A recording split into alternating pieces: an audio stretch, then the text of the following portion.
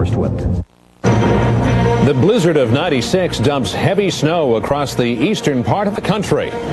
Thousands of travelers are stranded as airports and major roads are shut down. And it's tough going for President Clinton and the rest of Washington as the weather closes the Capitol down. This is the CBS Evening News. I'm John Roberts reporting. Good evening.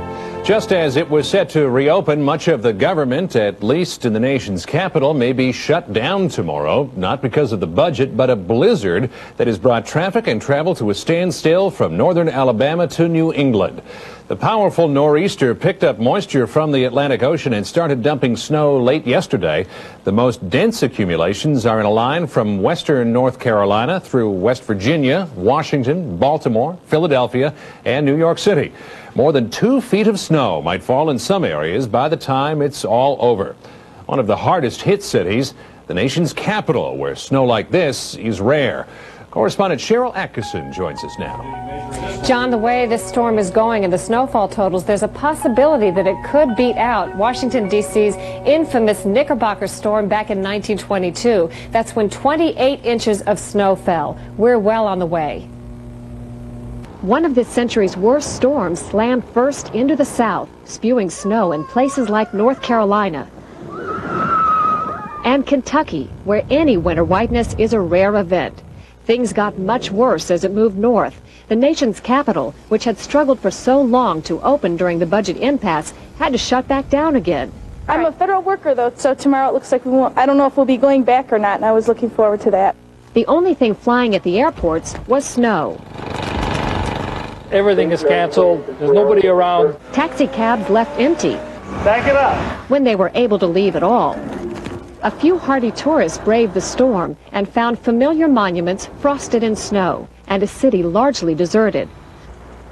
Although the storm arrived with plenty of warning, people were still hiking to the grocery store in the middle of it for emergency supplies. Pretzels, essentials, soda, important stuff. The snow is keeping most workers home, but creating extra work for others. Building engineer, my job is to keep these sidewalks clear. But it's not easy when the snow is falling this fast and furious. Well, I think they're overestimating it. I was watching it on TV. It doesn't look like it's gonna... Well, you know, looking at it right now, it's hard to... It's hard to imagine it can keep up like this all night, but weather forecasters say it will. A lot of potential danger comes with a storm like this, of course. In Norfolk, Virginia, the snow and rain apparently caused a transformer fire. The electric company turned off power to the entire downtown area, so there could be a lot of cold people there tonight. We're likely to know come morning what kind of toll this storm has taken in the east. John? Cheryl Atkinson in Washington. Thanks. North of the nation's capital, not as much snow has fallen, but it hasn't made much difference on the ground. Correspondent James Hattori joins us from a snowy Big Apple. James? John, it's been just about a miserable day across much of the Northeast. A snow emergency has been declared here in New York City, and forecasters are saying that conditions will continue to worsen tonight. 1 to 2 feet of snow expected to come down. The storm of historic proportions will continue right on into tomorrow morning with blizzard conditions. Visibility from Philadelphia to Boston, venturing out onto the roadways was definitely at your own risk today. Snowplows had a tough time keeping up. Drivers had a tough time keeping control. It's slippery out here! Oh! Some of the heaviest accumulations were in Kentucky, where there were reports of 18 inches of snow on the ground by noon. In West Virginia, the National Guard has been put on alert. There's so much snow and wind, many airlines at Newark, Pittsburgh, and New York have simply shut down until tomorrow, leaving passengers to fend for themselves. Blizzard conditions are also being blamed for hampering efforts to fight an apartment fire west of Philadelphia. Fire crews had to take breaks to keep warm. Along the coast, flood warnings are the big concern. Tides are expected to rise 6 feet above normal. And neither the warnings nor the storm will let up soon. Not today, not tonight, not until sometime probably tomorrow afternoon, because it's a very slow-moving storm. And it's prompting some fast-moving shoppers. Grocery stores in Manhattan were jammed with customers picking up some extra food, perhaps the only reason to leave a warm home today.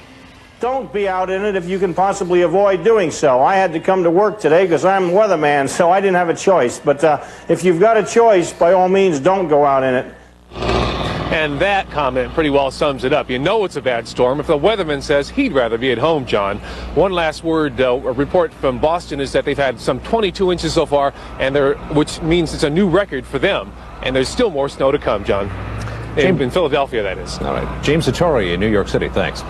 He's a brilliant Navy pilot whose career had Admiral written all over it. He even escaped the tailhook scandal, he thought. I was summoned back to Washington to interview with the Secretary of the Navy, who then said, "You're good to go. You don't have a problem." Good to go? Then why is this fighter pilot pushing paper? The tailhook legacy, Monday on the CBS Evening News. CBS News. Living the American dream? Look out. It could turn into an American nightmare. It did for some people. The downsizing of America, tonight on 60 Minutes. You're on CBS. News Channel 5 and the TBI are teaming up to catch the top 10 most wanted. Jonathan Daniel Watkins, wanted for the March 93 aggravated rape and kidnapping of a 13-year-old girl, escaped from Hawkins County Jail in May. Watkins is 32, 5'8", has blue eyes and wears glasses. $1,000 will be awarded for information leading to an arrest. Do not attempt to apprehend this fugitive on your own. If you have information, call 1-800-TBI-5. This is the News Channel 5 Weekend Report.